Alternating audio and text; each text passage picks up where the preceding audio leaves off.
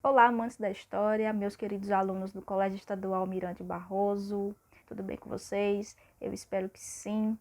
E, diante desse contexto de pandemia do coronavírus, infelizmente nossas aulas presenciais foram suspensas e continuam suspensas. E, para dar prosseguimento ao conteúdo que nós trabalhamos em sala de aula, de maneira presencial, hoje eu trouxe para vocês uma explicação sobre a crise da República Oligárquica. Mas preste atenção, porque essa é a parte 1. Em breve vou liberar para vocês a parte 2 desta aula. E antes que eu esqueça, caso você não seja inscrito aqui no meu canal, aproveite logo, inscreva-se aqui para receber todas as notificações, curta, compartilhe com seus amigos e vamos ao vídeo.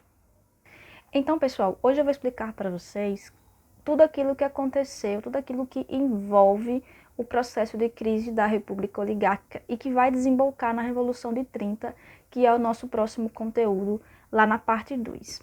Então vamos começar por dois governos que eu acho que são super importantes para entender todo esse processo, esse contexto da crise. Precisamos entender como que a política do café com leite ela começou a se desgastar, como ela começou a ruir. Então, a princípio, nós vamos trabalhar com dois governos, como eu falei. Primeiro, o governo do Delfim Moreira e, em segundo lugar, o governo do Epitácio Pessoa.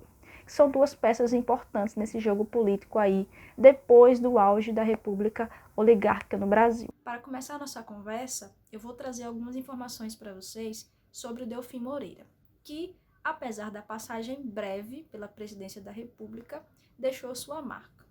Então, o Delfim Moreira, ele nasceu em Minas Gerais e era primo de Venceslau Braz, que foi presidente do Brasil entre os anos de 1914 e 1918. Enquanto seu primo estava na presidência do Brasil, o Delfim Moreira governou o estado de Minas Gerais. Acredito que você deve estar se perguntando aí do outro lado como que Delfim Moreira chegou à presidência da República. Então, depois do governo de Venceslau Braz, uma nova eleição foi organizada e aí o Delfim Moreira estava na chapa juntamente com o Rodrigues Alves. Só que o que acontece? Delfim Moreira não ganhou para presidente, ele ganhou para vice-presidente.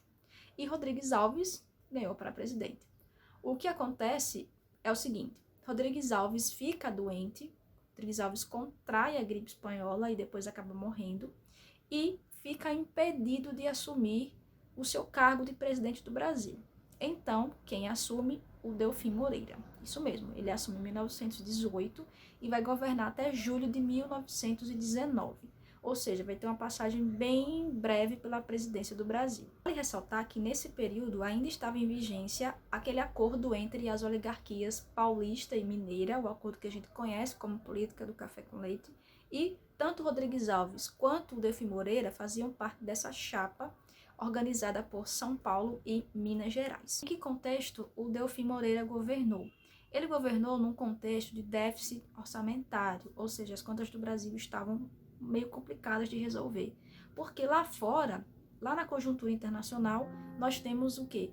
A Primeira Guerra Mundial que estava em curso, estava prestes a dar os seus últimos suspiros, podemos dizer assim. Então eu trouxe uma imagem para vocês aqui no slide, e nós temos a imagem aqui do Delfim Moreira na esquerda e do Epitácio Pessoa na direita, que são os dois governos que eu falei que são muito importantes para vocês.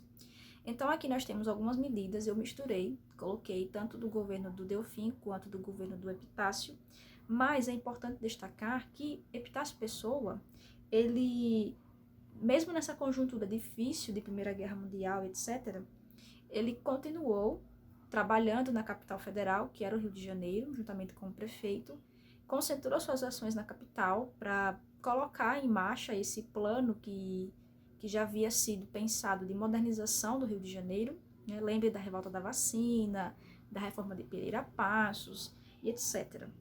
Apesar disso, ele enfrentou greves. Nós tivemos em 1917 a chamada greve geral, que, vamos dizer assim, movimentou a massa operária, né? Principalmente daquela região de São Paulo, Rio de Janeiro. Foi uma greve muito interessante. Então você deve sempre relacionar esse movimento operário a um contexto de difusão de ideias socialistas, ideias anarquistas no Brasil. Então, o Delfim Moreira teve que enfrentar essas duras greves e, como consequência disso, ele acabou tomando uma medida que prejudicou os trabalhadores naquele momento. Ele extinguiu a União Geral dos Trabalhadores do Rio de Janeiro, né? E o seu objetivo era acabar com esses focos de anarquia. Lembre que o anarquista é aquele que não enxerga nenhum tipo de autoridade no Estado. Então, essas ideias circulavam pelo Brasil, pelos operários, e através de jornais, através de sindicatos, eles conseguiam compartilhar essas ideias. No entanto, não só de coisas ruins foi feito o governo do Delfim Moreira, né? Além de tentar reverter esse quadro de crise econômica, ele aprovou a lei que regularizava as indenizações por acidente de trabalho no Brasil. Então, lembre que nessa época ainda não existia a CLT, Consolidação das Leis do Trabalho, não existiam essas leis trabalhistas que nós temos hoje, né? E essa lei foi muito importante, foi um primeiro passo dado nesse sentido. Só que aconteceu um fato inesperado. O Rodrigo Alves, que estava doente de gripe espanhola, acabou falecendo em 1919. E aí uma nova eleição foi organizada e saiu o vencedor dela, o Epitácio Pessoa, né? Como vocês podem ver no slide no lado direito. O Epitácio Pessoa ele foi indicado pelo Partido Republicano Mineiro e ele brigou nessa eleição, podemos dizer assim, contra o Rui Barbosa, que já havia tentado ser presidente do Brasil outras vezes. Antes de chegar à presidência da República, o Epitácio Pessoa, que era paraibano, ele teve destaque em outras posições. Ele foi ministro da Justiça, ministro do STF, procurador-geral da República, ou seja, teve uma ação destacada em outros setores antes de chegar à presidência. Como vocês podem ver aí no slide, aconteceu uma substituição dos ministros militares por civis. Era a primeira vez que isso acontecia na República Brasileira. Então, ele acabou criando uma indisposição com os setores militares aí nesse período. O governo do Epitácio Pessoa, ele aconteceu num momento de crise econômica e social. Lembre que eu falei das greves gerais que aconteceram, né? De 1917 a 1919, nós observamos um crescimento muito grande dessas greves operárias. E aí, em 1921, nós tivemos a promulgação da Lei Adolfo Gordo, ficou assim conhecida, e regulamentava a repressão contra o anarquismo no Brasil.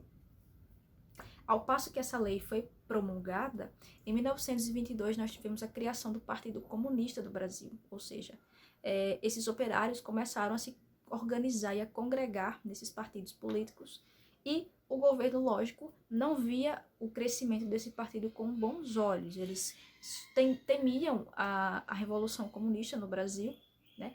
Eles ficaram sabendo, logicamente, da Revolução Bolchevique na Rússia, então eles tinham muito medo que isso acontecesse no Brasil, e o governo de Epitácio logo tratou de colocar esse partido comunista na ilegalidade. E assim ele viveu por muito tempo, né, na história, momentos de legalidade, momentos de ilegalidade. Uma outra coisa que você não pode deixar de estudar, caro aluno, é a Semana de Arte Moderna de 1922. Seja para história, para arte, para literatura, português, enfim. Você precisa entender qual era o objetivo desse movimento artístico, né? Então, intelectuais como Oswald de Andrade, Anita Malfatti, Tarsila do Amaral, eles se reuniram no Teatro Municipal durante uma semana, justamente para tentar discutir a importância da obra brasileira, da produção artística brasileira, né? Valorizar nossa cultura, nossos valores, enfim, nossa arte. Eles não desmereciam as vanguardas europeias e sofriam influência delas, inclusive, mas aquele momento era de revitalizar a nossa arte, e isso também foi muito importante. Então, como vocês podem ver no slide, houve uma identificação das classes médias com o tenentismo, ou seja, o tenentismo surgiu como única alternativa aos anseios das classes médias populares. Se manteve fiel à defesa das instituições e da ordem e, apesar disso, tinha um caráter elitista, ou seja, uma mudança de cima para baixo. Eles não defendiam a participação das camadas populares nesse movimento. Continuando com o slide, então nós temos aí dois acontecimentos que marcaram muito esse movimento tenentista. Alguns autores dizem que esse movimento teve a chamada fase heróica. E aí você tem 3 etapas dessa fase heróica. 1922, com esse levante do 18 do Forte de Copacabana. 1924, com o levante de São Paulo e a Coluna Prestes. em 1925. Então, nós temos aí, né, primeiro momento, 1922, a revolta do Forte de Copacabana. E nós temos aí um movimento que também é conhecido como a Marcha dos 18 do Forte. Aconteceu lá no Rio de Janeiro, né? Os tenentistas revoltosos deram início ao que eles chamavam de revolução, né? Nós temos aí Tenente Newton, Tenente Siqueira Campos e alguns soldados que protagonizaram esse movimento, né? E eles caminharam, né? Tem até uma foto muito famosa que vou colocar para vocês aqui. Eles caminharam sobre a Avenida Atlântica em direção às tropas legalistas. Epitácio Pessoa, o presidente, conseguiu agrupar, né, toda a classe política civil contra esse movimento. É importante destacar que o movimento tenentista ele tem um período datado de existência. Ele começa lá em 1922 e vai até 1934, porque é aí que os tenentes vão se voltar contra o governo de Getúlio Vargas. Então é importante mencionar isso. Seguindo o slide, nós temos aí o Levante de 1924. Né?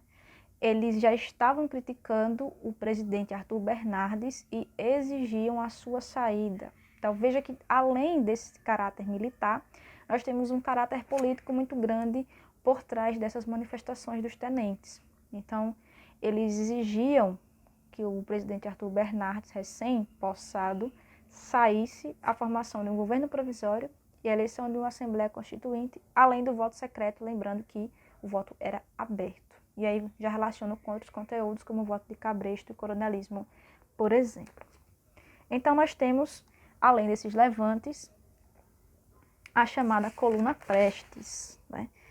A Coluna Prestes, na verdade, foi uma junção, não existia uma coluna única. Então você tem a junção de tropas, brigadas de São Paulo, que saíram daquele levante que eu acabei de explicar, e do Rio Grande do Sul. Então surgiu em 1922, mesmo ano da arte moderna. Foi um movimento revolucionário que marchava, percorria cidades e regiões do Brasil.